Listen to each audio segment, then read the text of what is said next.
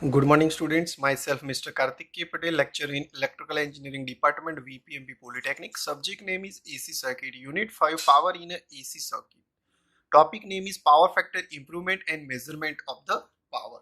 Now, the objective of the today's session is introduction about the uh, power factor improvement method of to improve the power factor using the capacitor and using the synchronous motor. Now the measurement of the power of the single phase and three phase circuit. Now method to improve the power factor. તો last સેશનની અંદર જે આપણે power factor regarding study કર્યું હતું તો એની અંદર power factor લો હોય તો પાવર ફેક્ટરને ઇમ્પ્રૂવ કરવાની અહીંયા ડિફરન્ટ ટાઈપ્સની મેથડ્સ છે. એમાંથી અહીંયા તમારે બે મેથડ્સ આપી છે. પહેલું આપેલું છે by using the capacitor and second by using the synchronous motor. Now first by using the capacitor, you see this when the single phase AC supply is given to the load, right? Here single phase AC supply is given to the load, the current I is flow in a load. તો power factor improve કરવા માટે power factor લો ક્યારે થાય? જ્યારે આપણે inductive load જે છે L load connect કરીએ ત્યારે પાવર ફેક્ટર જે છે એ ડાઉન જઈ શકે છે. અને મોસ્ટલી દરેકે દરેક મશીનની અંદર લોડની અંદર ઇન્ડક્ટર ઇફેક્ટ હોય ને હોય જ. તો એના કારણે અહીંયા આપણે કેપેસિટર જે છે એ પેરેલલની અંદર કનેક્ટ કરીએ છીએ. તો અહીંયા આપણે સિંગલ ફેઝ સપ્લાય આપ્યો છે, એની અંદર આપણે કેપેસિટર જે છે એ પેરેલલની અંદર કનેક્ટ કરીએ છીએ. હવે આપણે અહીંયા કેપેસિટર જ્યારે કનેક્ટ કરીએ છીએ તો યુનિટ 2 ની અંદર પ્યોર કેપેસિટરને રિગાર્ડિંગ આપણે કેરેક્ટરિસ્ટિક જોઈ તો કેપેસિટરનું જે મેઇન ફંક્શન શું છે? પાવર ફેક્ટર ઇમ્પ્રુવમેન્ટ થાય છે. જ્યારે આપણે કેપેસિટરનો વેક્ટર ડાયાગ્રામ ડ્રો કરીએ છીએ વોલ્ટેજ વર્સિસ કરંટનો, તો 90 ડિગ્રી જે છે એ કરંટ લીડિંગ જે છે વોલ્ટેજ કરતા. દેટ મીન્સ કે આપણે કેપેસિટરનો જ્યારે યુટિલાઇઝ કરીએ છીએ ત્યારે પાવર ફેક્ટર જે છે એ ઇન્ક્રીઝ થાય છે. તો અહીંયા આપણે લોડની પેરેલલની અંદર કેપેસિટર જે છે એ કનેક્ટ કરીએ છીએ. તો કેપેસિટરના કારણે કઈ રીતે પાવર ફેક્ટર તમારું જે છે એ લીડિંગ થાય છે. તો આપણે જોઈએ વેક્ટર ડાયાગ્રામ કે જ્યારે સપોઝ કે કેપેસિટર આપણે કનેક્ટ કરેલું ના હોય અને આપણે લોડની સાથે સિંગલ ફેઝ સપ્લાય કનેક્ટ કરેલો હોય તો એની અંદર આપણે જોઈએ કે જ્યારે વોલ્ટેજ આપવામાં આવે છે તો ઇન્ડક્ટિવ લોડના કારણે તમારો કરંટ જે છે એ શું હશે? 5 એંગલ લેગિંગ હશે. બરાબર છે. હવે જ્યારે આપણે કેપેસિટર પેરેલલની અંદર કનેક્ટ કરીએ છીએ તો અહીંયા જોશો કે અહીંયાથી તમને આઈ કરંટ ફ્લો થાય છે. બરાબર છે. હવે એ આઈ કરંટ જે ફ્લો થાય છે તો આ જે પોઈન્ટ આગળ જ્યાં આપણે કેપેસિટર પેરેલલની અંદર કનેક્ટ કર્યું છે તો અહીંયા એક આઈસી કરંટ ફ્લો થાય છે અને અહીંયા આઈએલ કરંટ ફ્લો થાય છે. એનો મતલબ એવો થાય કે total current I is equal to IC plus IL. બરાબર છે. હવે આઈસી જે છે એ શેનો કરંટ છે? કેપેસિટરનો કરંટ છે. અને આઈએલ જે છે એ શેનો કરંટ છે? ઇન્ડક્ટરનો. ધેટ મીન્સ કે લોડનો કરંટ છે. હવે જ્યારે આપણે લેગિંગ પાવર ફેક્ટર હોય અને એની જગ્યાએ જ્યારે આપણે કેપેસિટર પેરેલલની અંદર કનેક્ટ કરીએ છીએ ધેટ મીન્સ કે કેપેસિટરના કારણે પાવર ફેક્ટર ઇમ્પ્રૂવ થાય છે. ધેટ મીન્સ કે તમારો કરંટ જે છે એ લીડિંગ પોઝિશનની અંદર આવે છે, જે રીતે આપણે પ્યોર કેપેસિટરનો વેક્ટર ડાયાગ્રામ ડ્રો કર્યો. તો અહીંયાથી આપણે કરંટ જે છે એ આઈસી કરંટ તમને અહીંયા અવેલેબલ થશે. આ કરંટ આઈસી જે છે એ લીડિંગ પોર્શનની અંદર હોય છે ત્યારે તમને એક નવો જે છે એ વેક્ટર્સ અવેલેબલ થાય છે કરંટનો, જે છે કરંટ આઈ. બરાબર. એટલે આ જે કરંટ જે છે બરાબર છે એ કેવી રીતે થાય છે કે આ જે તમારો આઈએલ કરંટ છે અને આઈસી એના કારણે તમારો જે એંગલ જે છે એ શું થાય છે? ચેન્જ થાય છે. અને આ એંગલ ચેન્જ થવાના કારણે તમારો પાવર ફેક્ટર જે છે એ શું થાય છે? ઇમ્પ્રૂવ થાય છે. એટલે સિંગલ ફેઝ લોડની અંદર જ્યારે આપણે કેપેસિટર પેરેલલની અંદર કનેક્ટ કરીએ છીએ ત્યારે વેક્ટર ડાયાગ્રામ ઉપરથી આપણે જોઈએ કે વોલ્ટેજ કરતા કરંટ લેગિંગમાં હોય છે, બટ આઈસી કરંટના કારણે એનો એંગલ જે છે એ શું થાય છે? ઇન્ક્રીઝ થાય છે. અને એના કારણે ચેન્જીસ થાય છે અને એના કારણે પાવર ફેક્ટર જે છે એ તમારો ઇન્ક્રીઝ થાય છે. તો આ રીતે કેપેસિટરનો ઉપયોગ કરીને આપણે પાવર ફેક્ટરને શું કરી શકીએ છીએ? ઇમ્પ્રૂવ કરી શકીએ છીએ. એવી જ રીતે અહીંયા તમને થ્રી ફેઝ સપ્લાયની અંદર કેપેસિટર કનેક્ટ કરેલું છે તો અહીંયા થ્રી ફેઝ સપ્લાયની અંદર કાં તો તમે ડેલ્ટા કનેક્શનની અંદર કાં તો તમે સ્ટાર કનેક્શનની અંદર, રાઈટ? આ કયું છે? ડેલ્ટા કનેક્શન છે. આ તમારું કયું છે? Star connection. એની અંદર તમારે કેપેસિટર જે છે એ કનેક્ટ કરવાના હોય છે. તમે કોઈ પણ રીતે ડેલ્ટાની અંદર અથવા સ્ટારની અંદર કેપેસિટર કનેક્ટ કરો તો આ જે કેપેસિટરની અંદર કરંટ જે ફ્લો થાય છે એટલે આને કેપેસિટર બેંક પણ કહેવામાં આવે છે, કારણ કે એક કરતા વધારે કેપેસિટર જે છે એ કનેક્ટ કરેલા છે. તો હવે આપણે એનો વેક્ટર ડાયાગ્રામ ઉપરથી જોઈએ તો નોર્મલી જ્યારે કેપેસિટર કનેક્ટ કરેલા ના હોય અને વોલ્ટેજ વર્સિસ કરંટનો ડાયાગ્રામ હોય તો એ આ રીતે લેગિંગની અંદર હશે. જ્યારે કેપેસિટર કનેક્ટ કરવામાં આવે છે અને એ કેપેસિટર કનેક્ટ કરવામાં આવે છે તો એનો કેપેસિટર કરંટ જે છે આઈસી કરંટ એ શું થાય છે, ઇન્ક્રીઝ થાય છે અને એના કારણે તમને નવો કરંટ જે છે એ આઈ મળે છે. તો એનો જે એંગલ જે છે એ શું હોય છે, ઓછો હોય છે અને ઓછો હોય છે એટલે તમારો પાવર ફેક્ટર જે છે એ ઇમ્પ્રૂવ થાય છે. એટલે આ રીતે તમારું કેપેસિટર જે છે એ થ્રી ફેઝ સપ્લાયની અંદર પાવર ફેક્ટરને ઇમ્પ્રૂવ કરે છે. હવે આ કેપેસિટર જે છે એ શું પ્લેસ કરે છે, આઈસી કરંટ ફ્લો કરે છે અને આ કેપેસિટર બેંક જે છે ધેટ મીન્સ કે કેપેસિટિવ રિએક્ટન્સ એટલે આ થ્રી ફેઝ લોડની અંદર આ તમારી શું છે લાઈન છે આર વાય અને બી, એની અંદર કેવીએઆર એનો મતલબ શું થાય, રિએક્ટિવ પાવર શું થાય છે, જનરેટ થાય છે. તો આપણે એના વેક્ટર ડાયાગ્રામ ઉપરથી ફરીથી સમજીએ તો શું આવે કે અહીંયા તમારો જે છે એ વોલ્ટેજ છે અને આ તમારો શું છે, પાવર છે. પાવર કયો છે, કેવીએઆર, બરાબર. તો આ તમારો શું છે, રિએક્ટિવ પાવર. હવે એ જે છે એ કેપેસિટરના કારણે આ કેપેસિટરની અંદર કનેક્ટ કરવામાં આવે મોર ધેન ધ કેપેસિટર અને એના કારણે કેપેસિટર બેંકની અંદર જે પાવર જે છે એ જનરેટ થાય છે અને એ જે પાવર જે છે એ શું થાય છે, ઇન્ક્રીઝ થાય છે અને એ નવો કેવીએઆર. તો આ જે તમારો પાવર જે છે કેવીએ એ શું થાય છે, એનો વચ્ચેનો એંગલ જે છે એ પણ શું થાય છે, ઇન્ક્રીઝ થાય છે. એના કારણે cos phi જે છે એ તમારો ઇન્ક્રીઝ થાય છે. એટલે આ રીતે કેપેસિટરનો ઉપયોગ કરીને આપણે પાવર ફેક્ટર જે છે કેપેસિટરના કારણે આ પાવર ફેક્ટર જે છે એ આપણે ઇમ્પ્રૂવ કરી શકીએ છીએ. કેપેસિટર જ્યારે કનેક્ટ કરવામાં આવે છે તો પાવર ફેક્ટર જે છે એ તમારા ઇમ્પ્રૂવ થાય છે. તો કયા ઇમ્પ્રૂવ થઈને કયા પોઈન્ટ્સને આપણે ધ્યાનમાં રાખવાના છે. તો સૌથી પહેલો જે પોઈન્ટ્સ છે, બરાબર છે, તો કેપેસિટર જે છે એ લોડની સાથે શું હોવું જોઈએ, કનેક્ટ હોવું જોઈએ, બરાબર છે. કેપેસિટર જે છે એ લોડની નજીક હોવું જોઈએ, નિયરર, બરાબર છે. ત્રીજું કે તમારું જે કેપેસિટર જે છે, બરાબર છે, એ સ્વિચ હોવો જોઈએ ડ્યુરિંગ ધ પીક પીરિયડની અંદર. એટલે કેપેસિટર જે છે એ સ્ટાર્ટિંગ પોઝિશનની પીક પીરિયડની અંદર વર્ક કરવો જોઈએ.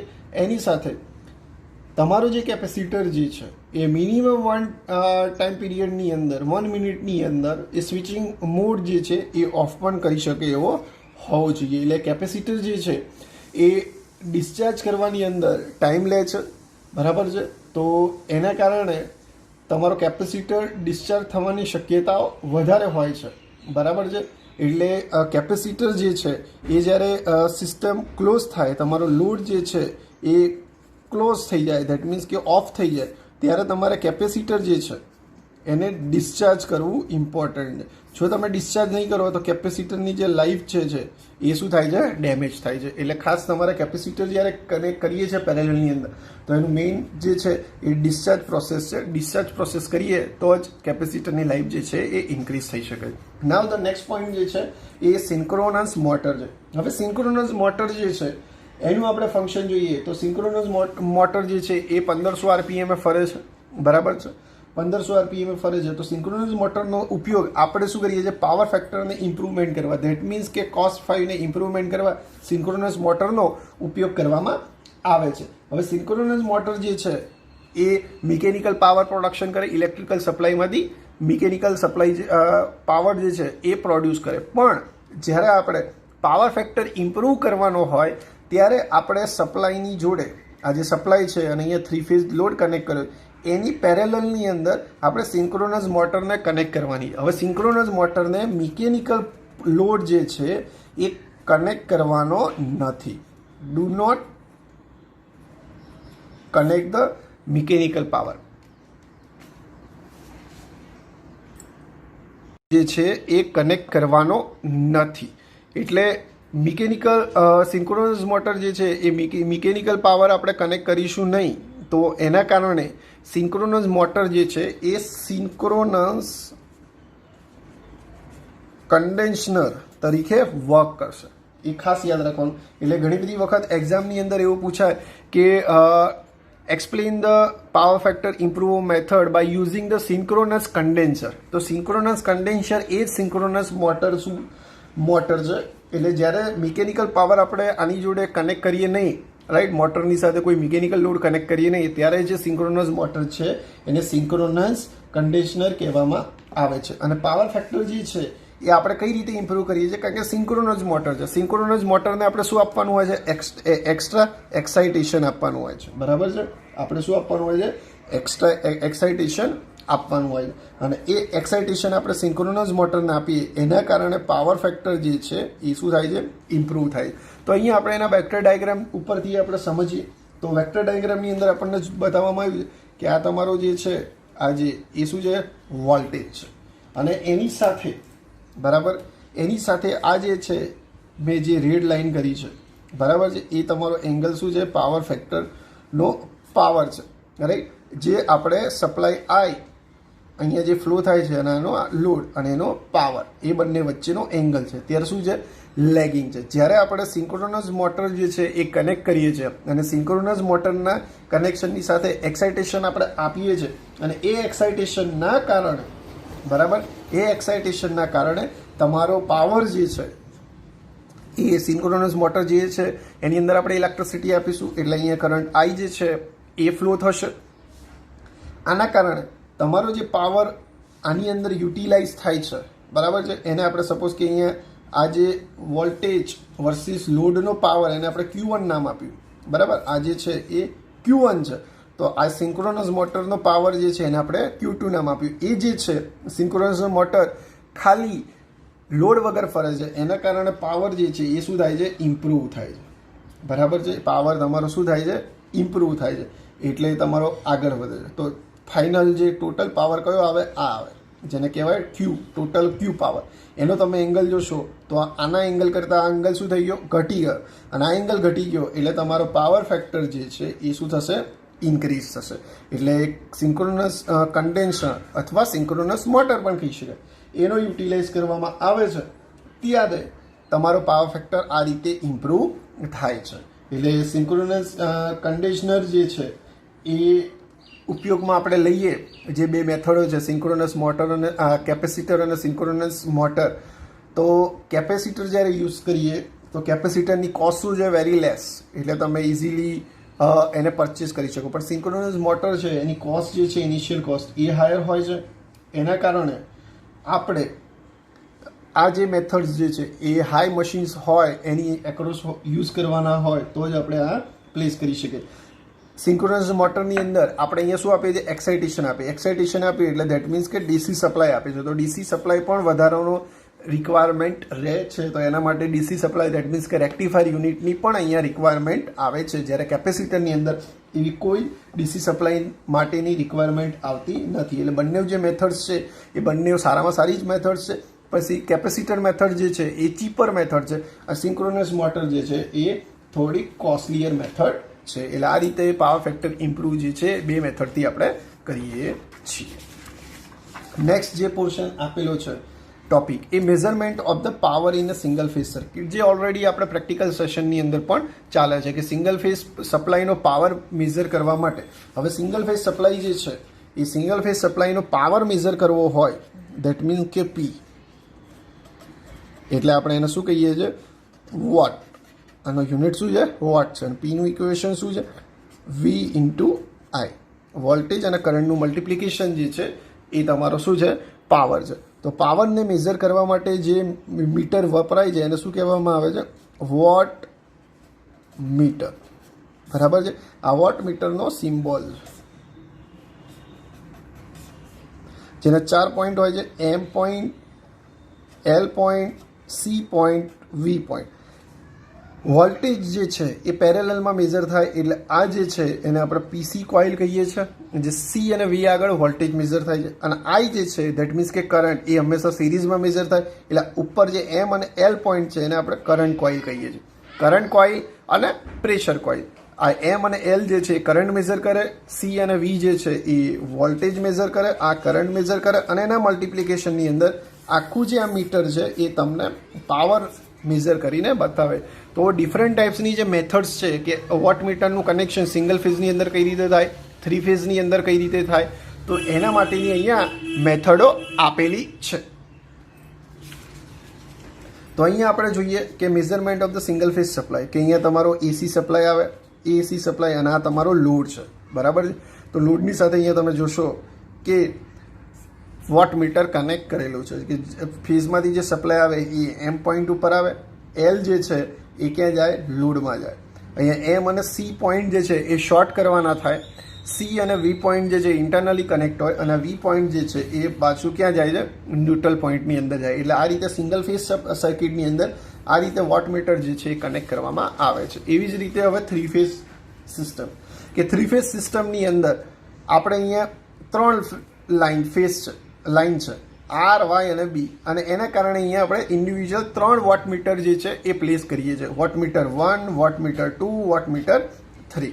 આ ત્રણેયનો પાવર મેઝર કરીએ અને ટોટલ પાવર જે ડબલ્યુ આપણે કહીએ તો W1 plus W2 plus W3, એટલે આપણને ટોટલ પાવર જે છે એ અવેલેબલ થાય છે.